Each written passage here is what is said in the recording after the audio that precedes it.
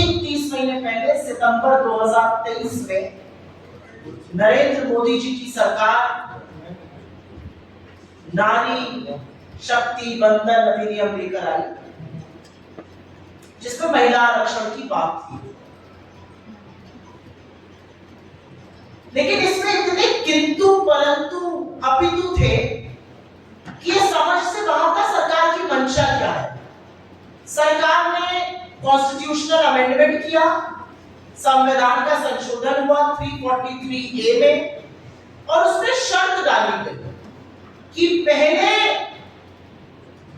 Census होगा और उसके बाद डिलिमिटेशन होगा और उसके बाद महिला आरक्षण होगा। 9 मन देर होगा तब आगे की बात बनेगी। ये काम सरकार ने किया और उस वक्त विपक्ष ने विमुख होकर स्पष्ट तौर से कहा, महिला आरक्षण में ये किंतु परंतु अपितु मत कीजिए, अभी लागू कीजिए, बिना शर्त के लागू कीजिए। 2024 में इसका फायदा पहुंचे और लोकसभा में महिलाएं चुनकर आए।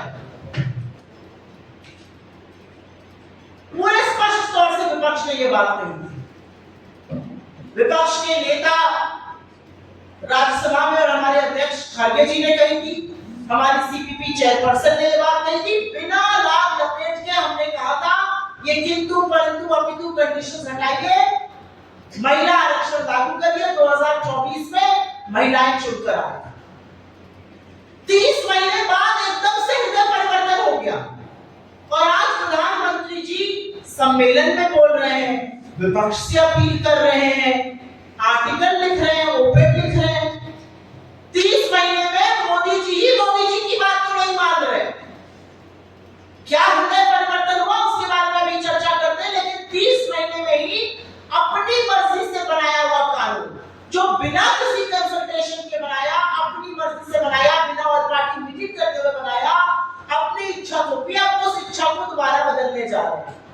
और आज द हिंदू में श्रीमती सोनिया गांधी जी ने, जो कांग्रेस पार्लियामेंट्री पार्टी की चेयरपर्सन है और महिला सशक्तिकरण की इस देश में सबसे बड़ी ध्वजवाहक है, उन्होंने स्पष्ट तौर से सरकार के इस जुमले की कलई खोली और ये कहा है कि महिला आरक्षण तो मुद्दा ही नहीं है, वो तो पास हो चुका है।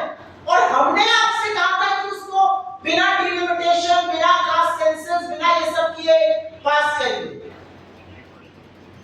वो बता रही है और ये बहुत पते की बात है कि मुद्दा महिला आरक्षण नहीं है, वो सर्वसम्मति से पास हुआ है।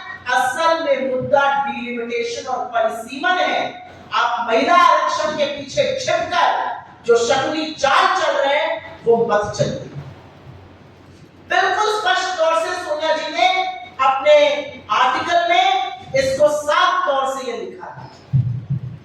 अभी मैं थोड़ी देर पहले प्रधानमंत्री महोदय का एक सम्मेलन सुन रही थी। उन्होंने कहा जो कांग्रेस चाहती थी हम तो वही कर रहे हैं। कांग्रेस कहती थी 2024 में करिए, कांग्रेस कहती थी कोई कंडीशन मत करिए। और आपकी याद ताजा करा दूं, जिस नींव पर ये महिला आरक्षण लोकसभा, राज्यसभा और तमाम असेंबलीज में आएगा, वो नींव कांग्रेस पार्टी की डाली हुई है। 73rd और 74th कॉन्स्टिट्यूशन अमेंडमेंट के चलते पंचायती राज में 1/3 महिलाओं को आरक्षण देने का काम कांग्रेस पार्टी ने किया था और इसके सबसे बड़े सपोर्टर, इसके जनक श्री राजीव गांधी जी थे। और आज असलियत यह है कि उस अफर्मेटिव एक्शन का प्रभाव हम देख रहे हैं।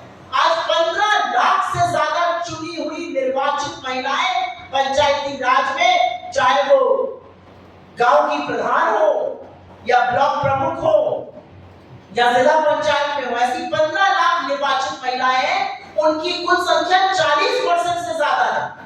1/3 आरक्षण देने का काम कांग्रेस पार्टी की सरकार ने किया था, सर्वसम्मति से किया था, ऑल पार्टी मीटिंग बुलाकर किया था।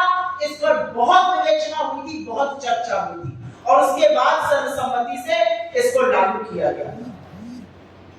तो 2023 में मोदी जी को लगा कि आधी आबादी को आकर्षित करने के लिए ये एक शगुफा फेंका जाएगा। ये शिगुफा फेंका गया। उनको यह आभास नहीं था कि उनका जनाधार निपट चुका है। उनको यह आभास नहीं था